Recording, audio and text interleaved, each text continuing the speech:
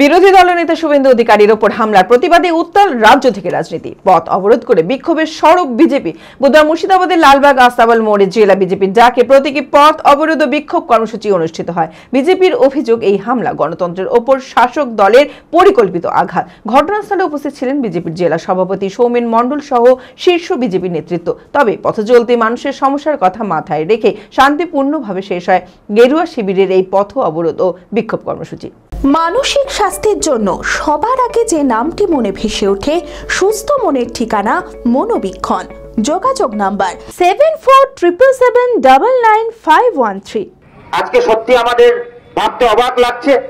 আমরা কিছুদিন আগেও দেখেছিলাম যে অপদার্থ পুলিশ, যার মন্ত্রী পুলিশ মন্ত্রী স্বয়ং মমতা ব্যানার্জি মুখ্যমন্ত্রী নিজে, তিনি তার পুলিশকে দিয়ে কিভাবে বাংলার সাধারণ মানুষের উপর অত্যাচার চালাচ্ছে। শাসক বনাম বিরোধী তীব্র তরজায় ফের উত্তপ্ত রাজ্য রাজনীতি। বুধবার হাতে দলীয় পতাকা ও মুখে স্লোগানে জেলা বিজেপির প্রতিবাদে গর্জে উঠেছিল মুর্শিদাবাদের লালবাগ আস্তাবল মোড়। সিআরপিএফ এর জওয়ান থাকা সত্ত্বেও বিরোধী দলনেতা শুভেন্দু অধিকারীর কনভয়ে প্রাণঘাতী হামলার প্রতিবাদে রীতিমতো উত্তাল রাজ্য রাজনীতি।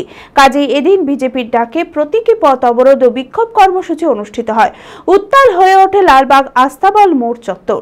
বিজেপির অভিযোগ, এই হামলা গণতন্ত্রের ওপর শাসক দল তৃণমূলের পরিকল্পিত আঘাত, যা গণতন্ত্রের একেবারে বরদাস্তযোগ্য নয়।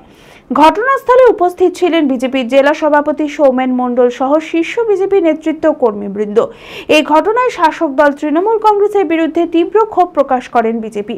বিক্ষোভের মাঝে বক্তব্য রাখতে গিয়ে বিজেপির জেলা সভাপতি সৌমেন মণ্ডল জানান, এই কাপুরুষোচিত হামলা তৃণমূলের জনভীতির রাজনীতির প্রমাণ।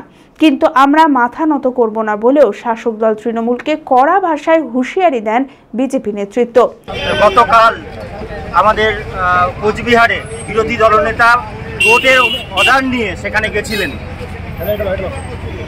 তা সত্ত্বেও আমরা দেখেছি সেখানে কিভাবে তৃণমূলের দুষ্কৃতী গুন্ডা বাহিনী পুলিশের সামনে, সিআরপিএফ এর সিকিউরিটি থাকা সত্ত্বেও যেভাবে গাড়ির উপর আক্রমণাত্মক প্রাণঘাতী হামলা, মানে সেখানে যদি সিকিউরিটি না থাকতো তাহলে শুভেন্দু অধিকারীকে হয়তো তার প্রাণঘাতী করতে পারত। সেই হামলার প্রতিবাদে আমরা আজকে রাস্তাবল মোড়েও জেলা বিজেপির পক্ষ থেকে এবং মন্ডল 2 এর পক্ষ থেকে আমাদের এখানে কার্যক্রম হয়েছে। এই বিক্ষোভ ও পথসভায় পথ চলতি মানুষের সমস্যার কথা মাথায় রেখে শান্তিপূর্ণভাবে শেষ হয় গেরুয়া শিবিরের প্রতীকী পথ অবরোধ ও বিক্ষোভ কর্মসূচি। অবিলম্বে দোষীদের গ্রেপ্তার না করা হলে রাজ্য জুড়ে বৃহত্তর আন্দোলনের পথে হাঁটবে বলে হুঁশিয়ারি দেয় গেরুয়া শিবির। চরক স্কয়ার হসপিটাল সুস্থতার একমাত্র ভরসা।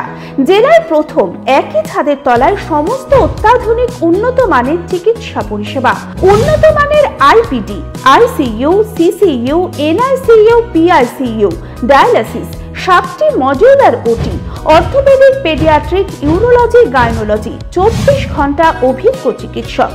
এছাড়াও জেলায় প্রথম ক্যাথল্যাব সিমেন্স আর্টিসান এক্স মেশিনের পরিষেবা থাকছে চরক স্কয়ার হসপিটালে।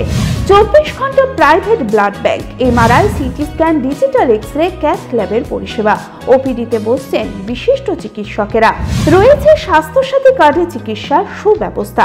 চরক স্কয়ার হসপিটাল, 79 পঞ্চানন তলা, চালতিয়া, বহরমপুর, মুর্শিদাবাদ।